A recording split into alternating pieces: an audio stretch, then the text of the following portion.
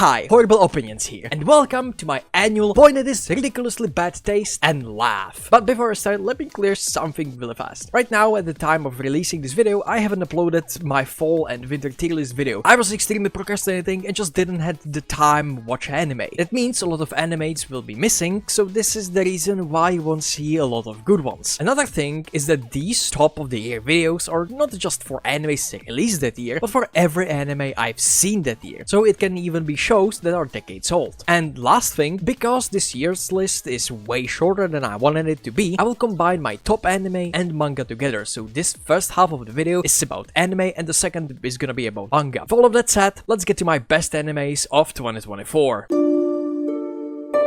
One interesting anime that catched my eyes was Tournament Arc with no main character. Ishura was different from everything I'm used to. This was just the beginning, just the introduction of the world and characters. But the way this was presented got a lot of backlash. There's no main character. All the people introduced are side characters, and only you, the viewer, makes them the main character. They all have their own role in this story, in this world. They all have their own goals and motives to join the tournament, and only you decide who do you wanna cheer on, whose story you wanna follow. This was an extremely unique way of making the protagonist and antagonist as the side and main characters simultaneously. There wasn't inherently someone good or bad. In the characters' eyes, they are the good people, doing everything in their power to survive, rank in the social status, or protect their kingdom. No one is doing evil or immoral decisions because they are the bad people, but because you see them as such. And this goes so well with the world of Ishura. So many things are happening not because the story wants it to. The show's story and the plot is happening despite any character's actions. The world is moving, it is alive, and characters are making their moves accordingly to the things that are happening to them and not vice versa. This was such a unique experience of storytelling, but was this executed perfectly? No, not really. But it was enough to make me excited for the characters, the world, the politics, and just wanting to know more and be interested in it. And still remembering after all the time all these little things about the anime, and how people were absolutely furious when their story wasn't just another childish shonen-like bullshit with the same premise, with the same protagonist for the billionth time.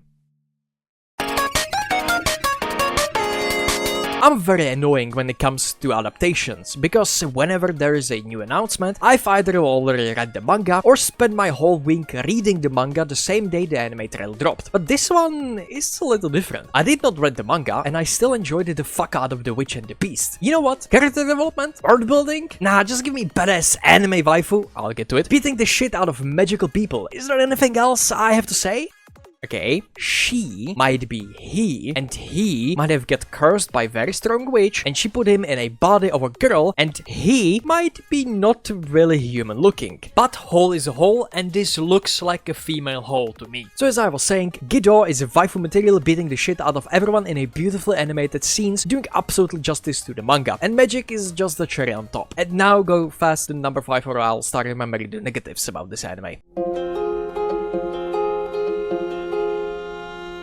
Oshinoko definitely had an impact in 2024. And no, I'm not talking about the second season, I'm talking about the manga. We were so close to achieving fucking masterpiece, then fell off even faster than Tuakoin. But the second season of Oshinoko was even better than the first one, more focusing on other characters than Aqua and their struggles in the entertainment industry. Bigger, more spectacular scenes giving you the feel of real theater, more characters, more emotions, less time with Aqua. I quite loved the first season that dived into the harsh reality of entertainment industry, the struggles of being known as a child actor, how today's media can influence and hurt that none of us can ever imagine until we ourselves experience it, and how social medias can result in someone taking their own life. This season is more grounded and purely focusing on the theatric experience and emotions. Not saying that it isn't as dramatic as previous season, or it doesn't have any deep mental problems, it's just that the focus goes somewhere else, into the screenplay and how well they can deliver their emotions. With all that glazing said, I have yet to finish both seasons.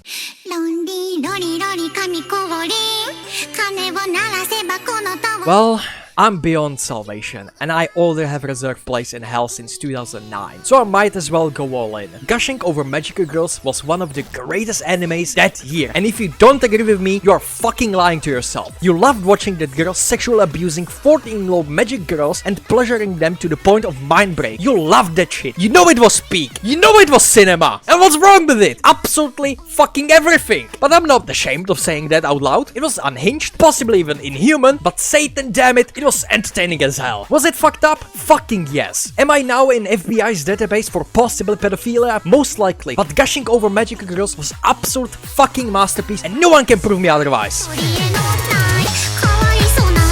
Anyways, apology coming next week.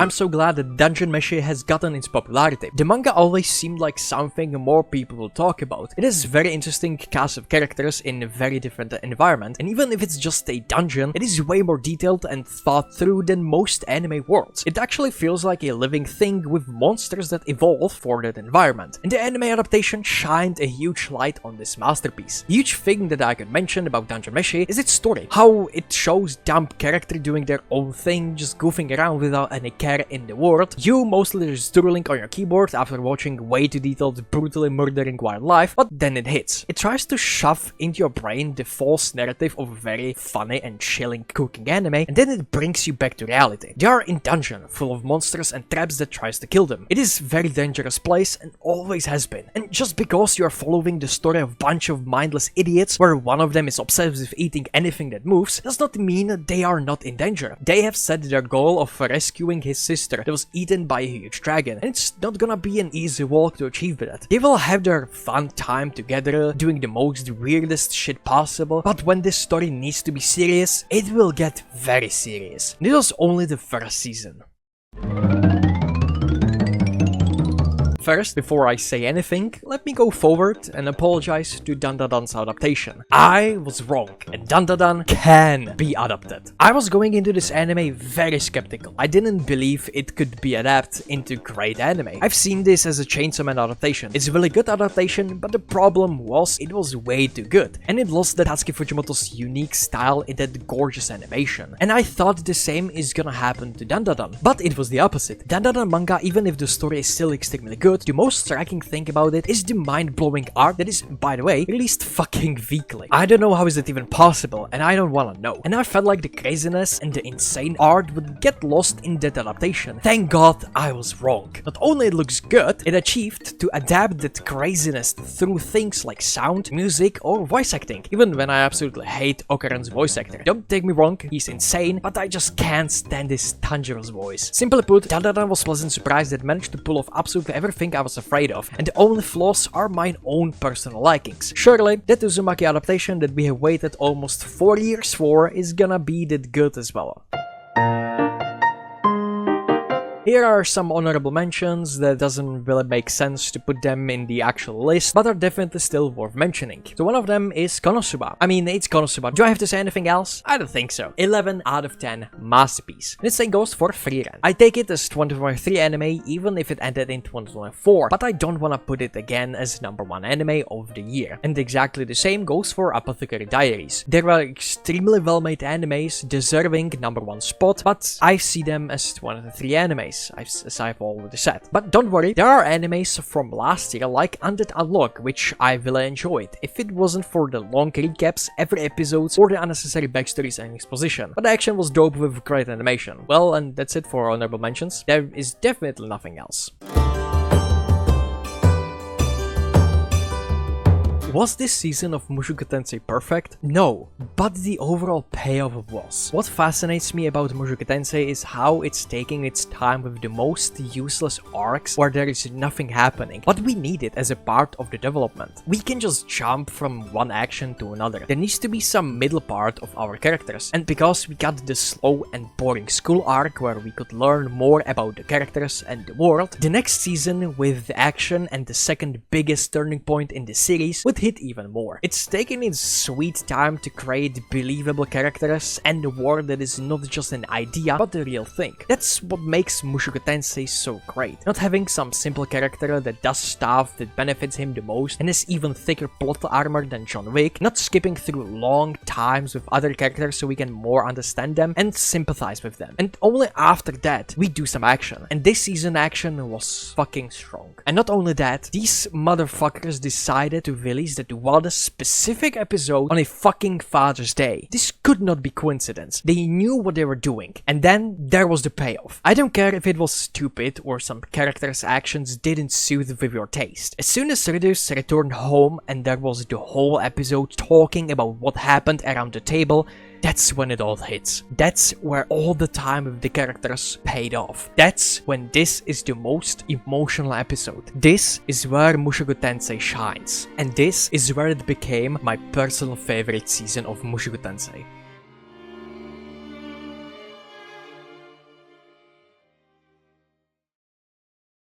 So this manga list has no fucking sense, as you will see. I've not read anything in 2024, and Tomboy was not good manga. It was mid as fuck, so why is it in 10th place? Well, because that's the number of mangas I've read in total. 10. So this list represents nothing and I just made it because I wanted to, and it gives me chance to mention things I would never talk about otherwise. So let's hop on this nonsensical top list of mangas I've read in 2024. I'll be honest, I don't fucking remember anything from this. I just know it was extremely confusing, so as not when it was meant to be mystery revenge story, and it failed miserably. It had quite interesting premise, but it never got to the point of being something more. Characters extremely fucked up in the head, but also very pretentious, and I actually don't care about them at all. And on top of it all, of course there is a shit ending. If you're bored and want to read some fucked up shit, sure, go ahead, maybe you will even like it, but I don't. You know what incredible author has the most detailed anatomy of a human body, the most unique and interesting ideas, very well written story with mind-blowing art, and worst ending that breaks the whole manga, explains absolutely nothing and feels like a metaphor for something only the author understands? Exactly, it is Boichi. I can't ever explain how great this art of human body is, nor can understand how can someone fucking draw that. I can literally just pick any panel from Origin and it will look insane. Like, look at this! This is the most boring thing to do. My guy's having a tour of a factory that looks like your typical sweatshop with horrible page. Why does it need to be double page? Why waste your talent and double page art on a fucking office showcase? Like, Boichi's art is fucking mental. I don't understand how someone can have this amount of talent. And don't get me started on the portrayal of female characters. We all know that Boichi was a hentai artist. Still does not explain this extremely detailed human body, but it does explain why the motion of characters makes sense, simply. He knows how the human body works and moves, probably even knows every single individual muscle, bone and skin and how they all interact with each other. The art of Origin is unexplainable for me, and this goes for every Boichi's work. But that was just the art. There's still one more important thing every manga has, and that's a story, and Origin has quite interesting one. I'm not going into any details, but basically Origin, that's his name, is the smartest robot AI that tries to blend into human society. There's this whole thing about his father and 7 other robots and our Origin siblings and tries to kill Origin, but that's not interesting. I think more interesting part is how Origin thinks about the every minuscule body language detail. Oh, so now he needs to blink. Not too slow, but also not too fast. And what about breathing? What is the most normal breathing motion? And don't forget his vocals and how he talks. It's just so funny to see him think about the smallest details that we humans do every single day without any thoughts. My guy is just literally min-maxing body language. And then there's the ending. I would really like to explain what is wrong with it, but I would have to understand it first. But I guess if I say that the ending was really rushed and overall really bad, most people will agree with me without giving any explanation, because yeah, we know. You see, sometimes it's really fun to just look for some short and weird stories like this one that's about a girl that can see people's past life, and she was a seal in her past life that was brutally killed by a polar bear, and now she finds extremely hot guy that was the polar bear, and she falls in love with him. At least I think, because I have not read this one. With the next word of this author, I said I love you to death, didn't I? And it was... yeah...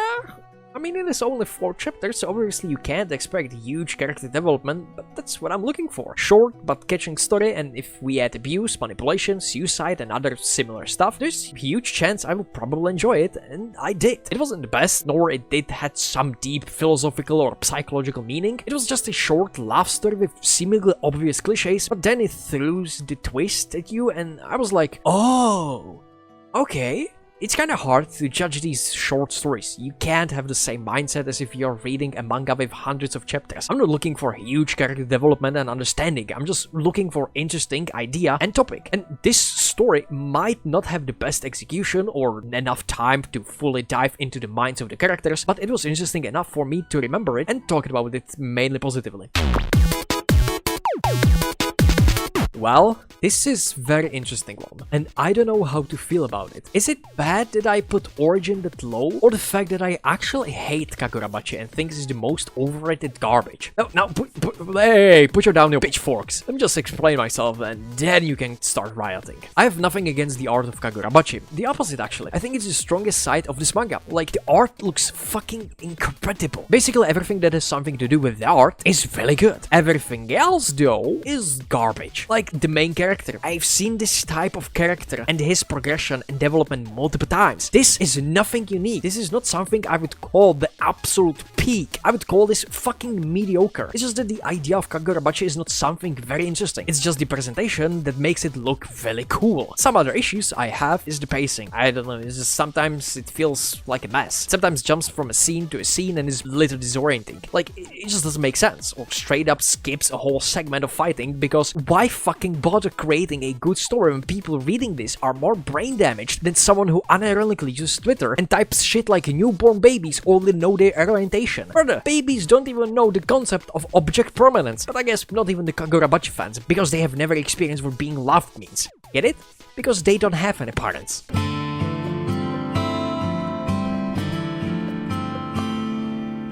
There was just something about Forest Chimera that intrigued me. The idea of a world being occupied by monster chimeras and people just having to deal with them as part of their day-to-day life. Main character that is not special in any way, but it's a female and I'm a fucking incel. I've seen these stories before, but it is such an ambitious idea that I wanted to see being unfold. You have chimeras, monsters that roams around the world, God knows for how long. You have hunters hunting these chimeras. You have a whole economy around hunting chimeras and their loot drop. You have Hunters Association and a whole bunch of other stuff. But all of these ideas never got enough time to be properly developed, enough time to dive deep into them and see their impact on the story. Everything was extremely rushed, and most, if not every single idea didn't have any meaning at the end. And it was just sad to see this huge and ambitious story ending like this. I quite enjoyed the manga. I enjoyed the female lead, her personality, her cockiness, her carefreeness. I loved the art style and the direction it took, how some art goes outside of the panels. I liked the dynamic fight scene, how well drawn they were and how easy you understand them. You just could see the flow of the fight. These are the small things that made me like this manga. It's not a good story, nor a good manga overall, but I found it interesting enough to support the author and hope to see his next work.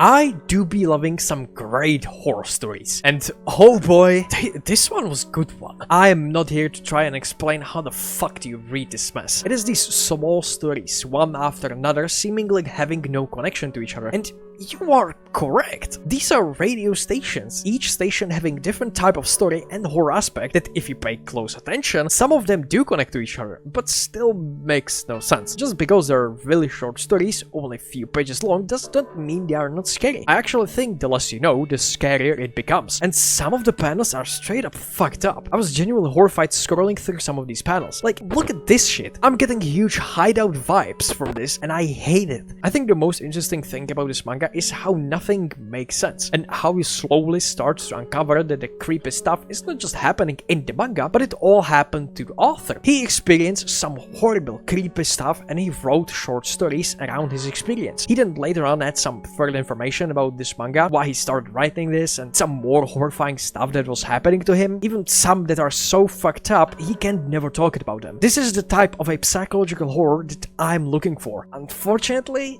It's all fake. It's all made up. And I know this now. But if you don't know this information, this whole manga is extremely unsettling and really well made. Yes, it does not make any sense. And retrospectively, it's not scary at all. At one hand, they are extremely short stories to spook you and make you uncomfortable. But on the other hand, he tries to connect some stories, create some bigger picture, and give us some lore and meaning to all of this supernatural. But because this manga is never getting finished, it kinda plays to the narrative of the author being way too scared and mentally unstable to finish it. He basically started to implement and merge reality with fiction, and that's what makes this manga an interesting experience. Having your real life experience manipulating your fictional story. And the way you should read this manga is not by knowing these small stuff, but the same way as like watching, for example, Blair Witch Project. If you didn't know it was not real, the experience of the story is significantly better. And this also kind of reminds me of the gaming genre ARG.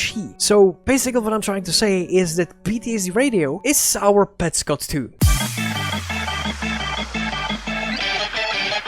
Gamers, rise up and rejoice that a manga knows about gaming, and what gamers actually want. Shangri-La is just insane, but you probably already know that because you watched the anime. But if you for some reason didn't, well, Shangri-La Frontier is the biggest VR MMORPG in the world. And when I say biggest, I mean not just by how many players are playing it or how big the world is, but how every character can have totally different experience from playing the game. Think of it this way: when you log in into a multiplayer game, you have certain quests that you have to finish to progress further into the game, and these quests are set for every single player. You can choose between different classes, different armor, or different playstyle, but because everyone is completing the same set of quests, everyone experiences the same game, the same story, and eventually explore the whole game. What Shangri-La Frontier does is that by your actions and by your usage of skills, weapons, movement, or even progression, you will get specific quests suited only for you, differentiating your experience from others, and being able to open some hidden quests just by pure accident. And you can never fully experience the full game because it's so big, there's so many different quests and things you can do that will change your whole progression. It's fucking amazing manga with another mind-blowing art. I don't know what else to say here. Like, the world is perfect video game, the characters feels like real human beings, real friends, and the story, it's a video game story. Of course it's gonna be fucking good and packed with multiple bosses expanding over multiple chapters. Like, if you play games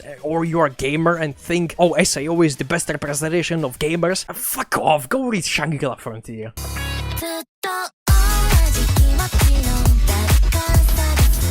The One Piece is real!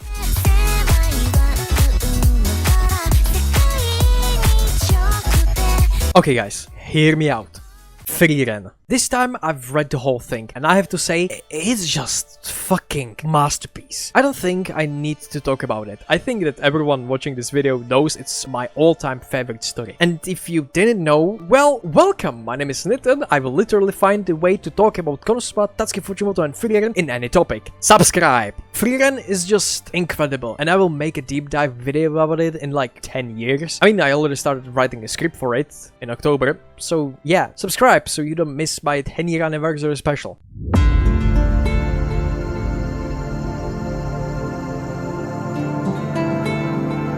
There definitely is a debate on what the best manga of all time is. Someone will say it's obviously Berserk, someone else could say it's Vagabond, that one weird guy in your friend group says it's One Piece, or you can even hear that it's Goodnight Pumpun, Kingdom, Slam Dunk, JoJo, Vinland Saga, or even 20th Century Boys. And I would agree with everyone. Every single one of these stories are unique and different and are best in what they are doing. They are basically incomparable to each other. And one of those stories I have been avoiding for over 6 years was Monster. Explaining exactly why it is one of the greatest stories I've ever read is very complicated, and I don't think I would be even able to put my thoughts into words, but let me try. One of the most striking things of Monster is its storytelling, how it shifts from one perspective to another and gives time to a number of characters that plays their own role, or how it plays with the mystery factor. One of Urasawa's strongest features is how he manages to hide some crucial information to the very end, how he holds to the mysterious serious question. You can be reading the last chapter and still get new information or perspective of the story. Now, with the story in question, I don't think it is necessary to talk about it. It is written without any issue, there is no weird pacing, and the overall flow is perfect. But what I should mention is Johan, the greatest antagonist ever written, and I can't explain why. And even if I could, it would take so long to get every single detail. So I can just recommend you watching Maskman's video. He summarized it extremely well there. Monster was just supreme experience that I knew I would love, and I knew it was incredible, but I didn't know it was that good. And it goes with my little different experience from others, because the story of Monster, at least half of it, is set in Czech Republic, specifically in Prague. And I'm from Czechia. I've been living here my whole life, and it was kinda nice to see a representation of my country. Although it was mostly about corruption and the secret communist police, STP, and the German borders being impossible to cross, and how most people in the Second World War were escaping to other countries. But the thing is, the representation is correct. Most, if not all, the things shown in Monster about Czechia in those years is how it actually was here. It is a good representation of the time, even if it looks really bad, because that's how it unfortunately was. But it was something to see a lot Czech things that I know or even visited myself, or how the names are actually Czech names, like Jaromír Lipský that has the same surname as Czech known actor Lubomír Lipský, or Petr Čapek. Everyone in Czech knows the surname Čapek because of the famous writer Karel Antonín Čapek. There was Helena Nováková or Věra Černá, but it should be written like this, or even the books from Petr Čapek. You see the connection? Petr Čapek, fictional writer, and Karel Čapek, the most famous Czech writer. That's insane for me how it actually makes sense. So the kids' books from Petr Čapek, I can read all of them. It was just so fun for me to see all of it in my language, and I got to have this unique experience reading Monster because I know the references, because I know the Czech history, because I understand the Czech parts that might not even be translated. And this was the biggest reason why Monster felt way closer as a story than any other manga or anime, because it was set in an environment known to me, making it way better experienced and way better manga than I could have ever imagined. Well, that's it. It's definitely missing a lot of great shows and mangas, but maybe that's for the year of 2025. You can tell me what were your favorite shows in the comments, and I thank you so much for watching. Have a wonderful rest of your day or night, and I'll see you next week with my apology video about gushing over magical girls. Goodbye!